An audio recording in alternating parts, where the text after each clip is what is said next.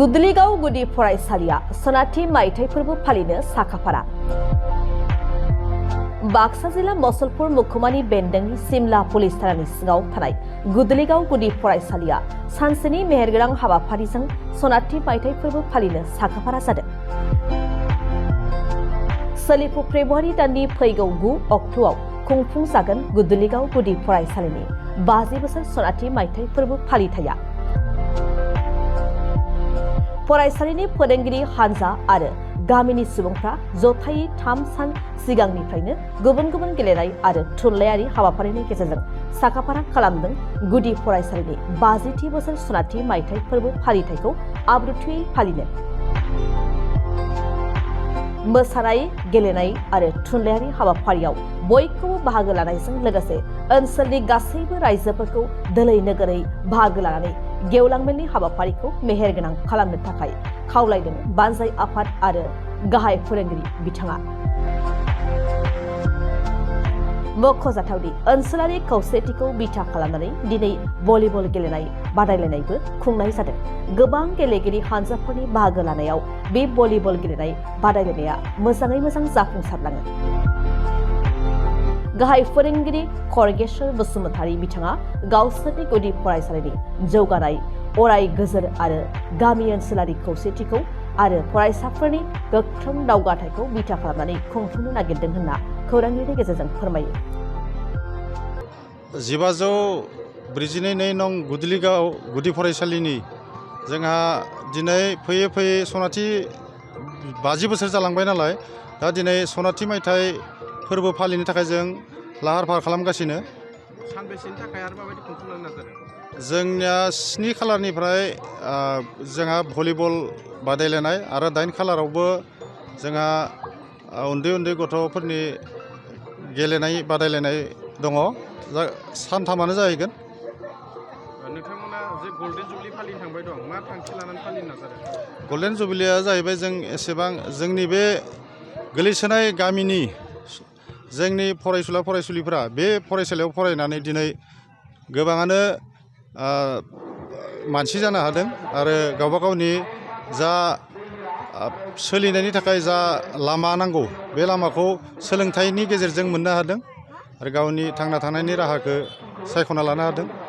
बेनिखायनो जोंनि बे गासै रायजोफोरानो बे फरायसालिया जोंनि थाखाय जोबोर गोनां फरायसालि होननानै सानना लानाय जादों।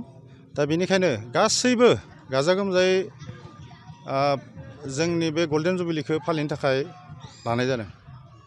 बेवहाय गाहायै मा मा हाबाफारिफोर थागोन? गाहाय जोंहा गेलेनाय हाबाफारिखौथ' बुंखाबाय, बेयाव हारिमु हाबाफारि थागोन। दा गिबियावनो फुङाव जोंहा गिबि दरखं बेखेवनाय थागोन। बेयाव जोंनि गायसनजेननाय गाहाय फोरोंगिरिया दाबो दङ रिटायार्ड जानानै, हदेब ठाकुरिया होननाय बिथांखौ जों हांख्रायदों। लोगोसे बेनि उनाव जोंहा दङ फिरफिला बिरहोनाय। फिरफिला बिरहोनाय हाबाफारिनि उनावनो जोंहा मुंख्लंफोरनो बिबार बावनाय। दा मुंख्लं बिबार बावनायनि उनाव जोंहा मोनसे हारिमु हानजा सुरनाय हाबाफारि लादों। बेयावबो जों फुंनिफ्रायनो बे हाबाफारिखौ लानाय जादों। दा बेनि उनाव जों हाबाफारि जोबनाय हारिमु हानजा सुरनाय हाबाफारि जोबनाय लोगो लोगो जों खन्थाइ आवरायनाय उन्दै उन्दै गथ'फोरनि थाखाय बादायलायनाय मोनसे हाबाफारि लादों।